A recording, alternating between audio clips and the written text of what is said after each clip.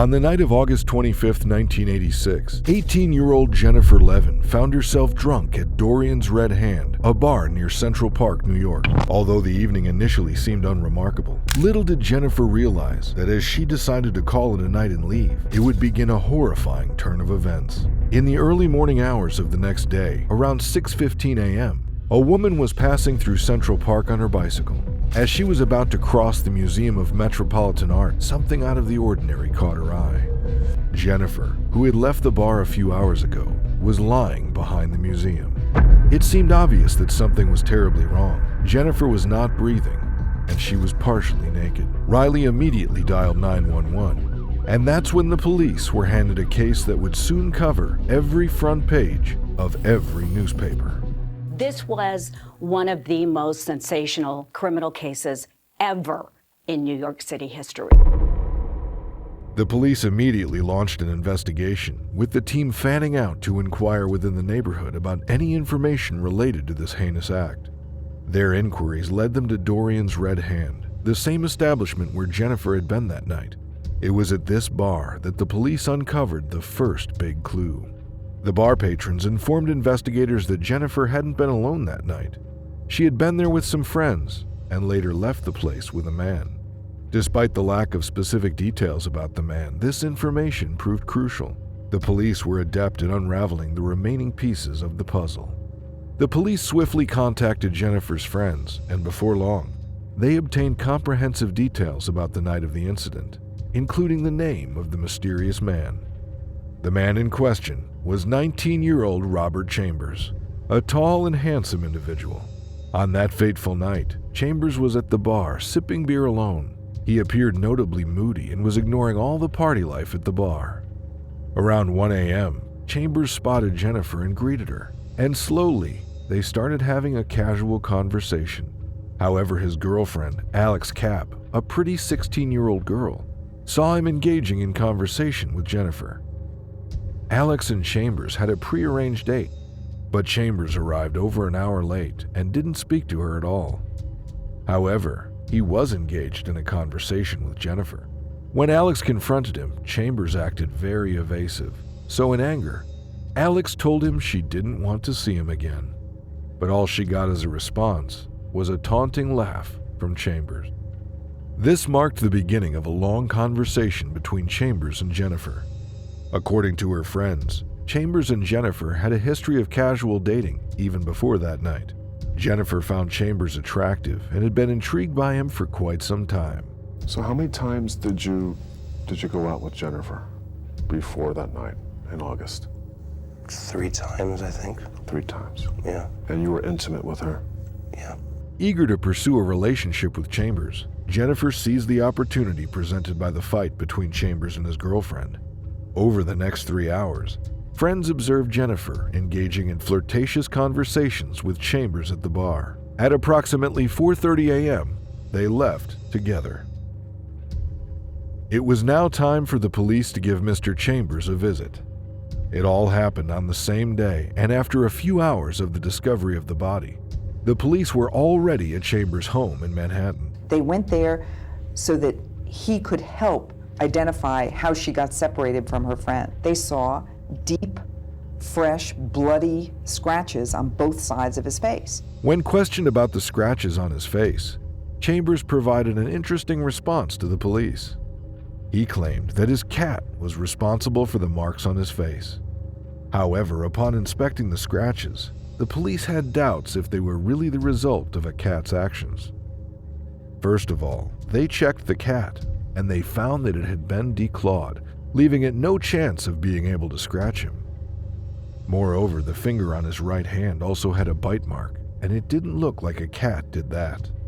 However, before assuming anything, the most important thing was to know more about the dreadful incident. But Chambers completely denied even going to the bar. However, his denial would lead nowhere, as he soon found himself sitting in the police station, and his statements were about to change drastically. I didn't mean to hurt her. I liked her very much. After admitting that he was in fact with Jennifer that night, his narrative quickly shifted into one where he portrayed himself as the victim. She's you in the park? She's having her way with me, without my consent, with my hands behind my back, hurting me. In simple words, Chambers said that Jennifer tried to assault him. While he gave the impression that she became a bit forceful with him, there's no concrete evidence to prove it.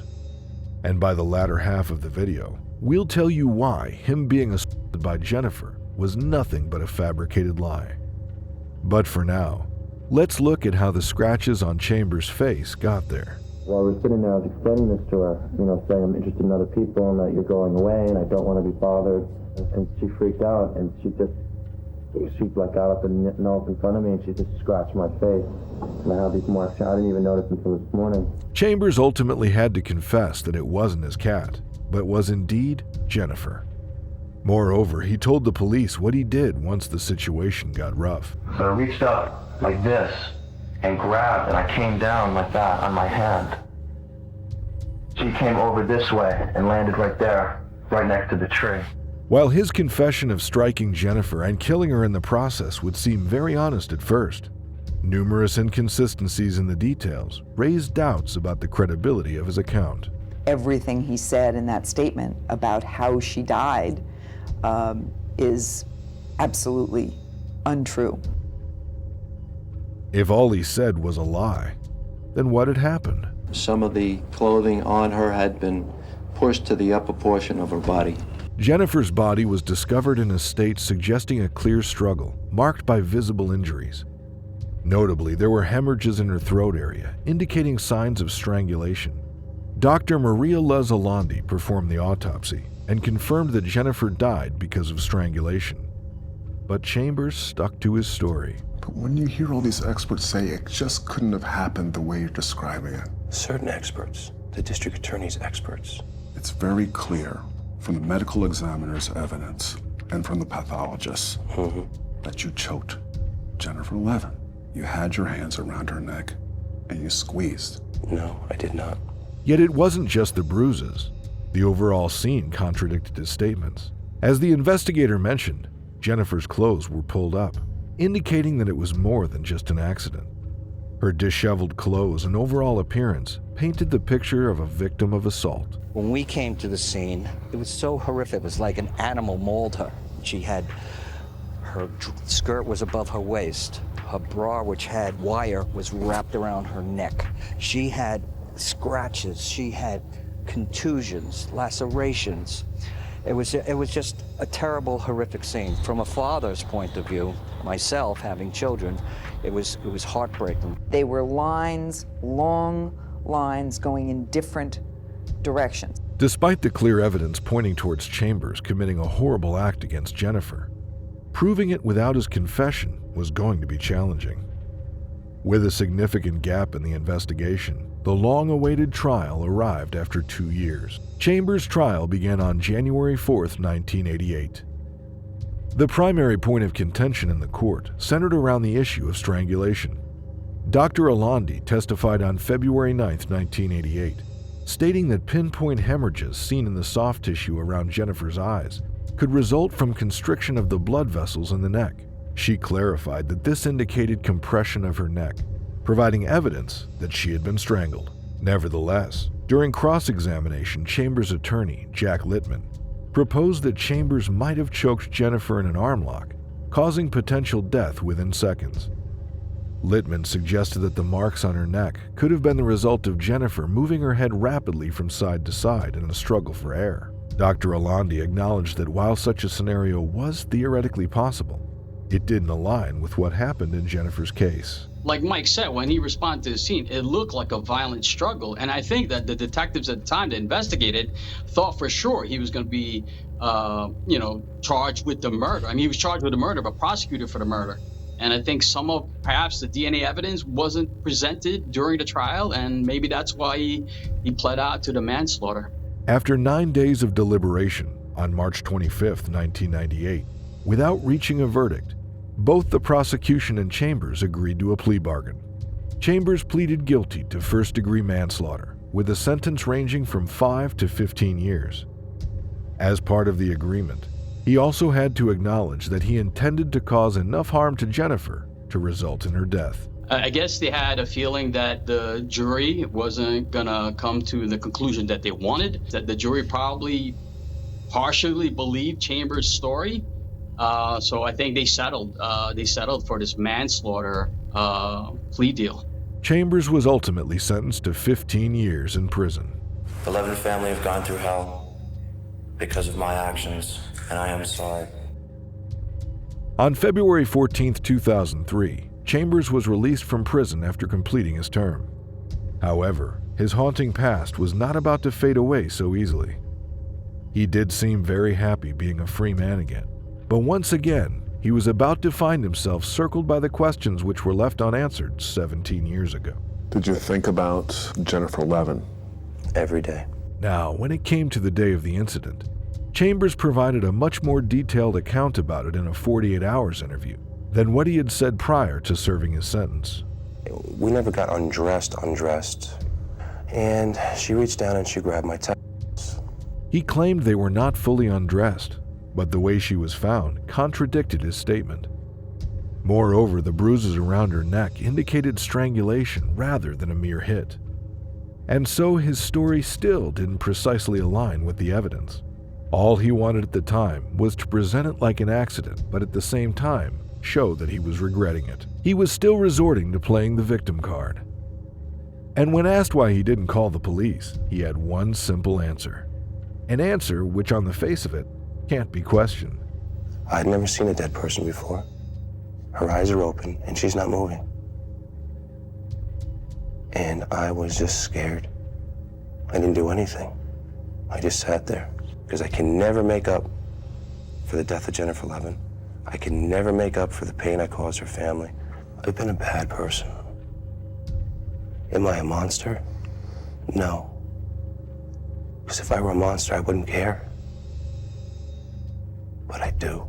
He claimed that he cared, and that after he was finally released, it seemed like many people started to believe his stories. You know, he could be a psychopath. Maybe he learned a little bit. He knew how to answer the questions, perhaps, and maybe they bought it. I mean, people seem to like believing this guy, and it wouldn't surprise me if they believed him again, that he's a good guy now and he's safe to release to society. Somebody bought his story once again. However, people's view of him was about to change. I think I killed him. The video we just watched was from when Chambers was out on bail. It was a house party with girls in their underwear, and Chambers appeared to be thoroughly enjoying himself. However, it appears that he was fabricating stories once again, even after 17 years. Rob, how could you be so dumb? That seems to be a theme that runs through many things that I do. Chambers also mentioned that he was still there when the police arrived. I watched as everybody arrived. It seemed the whole world arrived. The whole world came to see what I did. One might question why the police didn't interrogate Chambers immediately. However, the reason is that at that point, he was just another park goer to the police, and there was no direct link suggesting his potential involvement in the case. He was simply sitting on a stone wall at a distance. The perplexing aspect is that he must have maintained an innocent facade, even after knowing he had caused someone's death. This contradiction raised doubts about his claim of being scared and unable to act, and he continued to do this even after so many years. You could have defended yourself without hurting her seriously, right? I could have pushed. I could have yelled. I could have pulled her hair to the side. Why didn't you do any of those things? Because I wasn't thinking about what I should do in the situation. Broadcaster Troy Roberts understood that it was time to raise the critical point in the story. From the medical examiner's evidence and from the pathologist that you choked Jennifer Levin. You had your hands around her neck and you squeezed. No, I did not.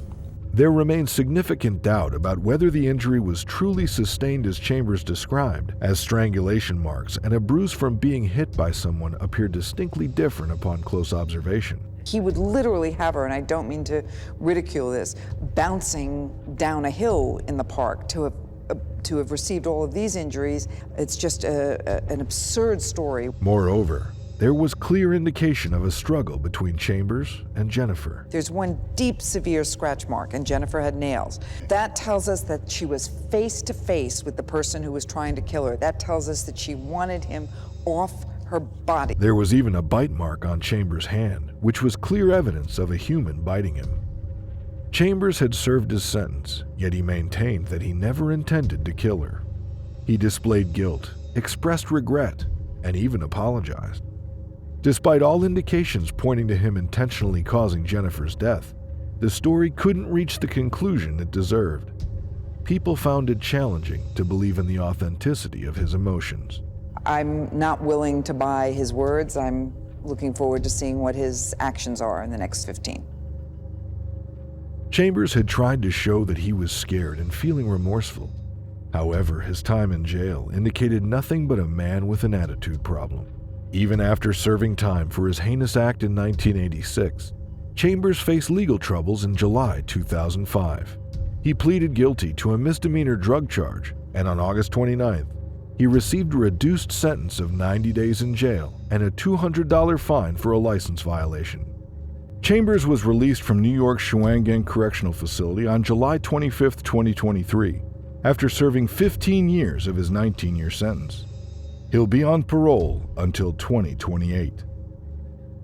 So, what do you think about this case? What do you think happened on that fateful day? Why do you think Robert Chambers killed Jennifer Levin? Let us know your opinion. We'd love to hear from you. Also, if you have any case in mind that you'd like us to cover, feel free to drop your suggestions in the comments section. Subscribe to our channel to explore various crime cases from around the world. Until next time, stay safe.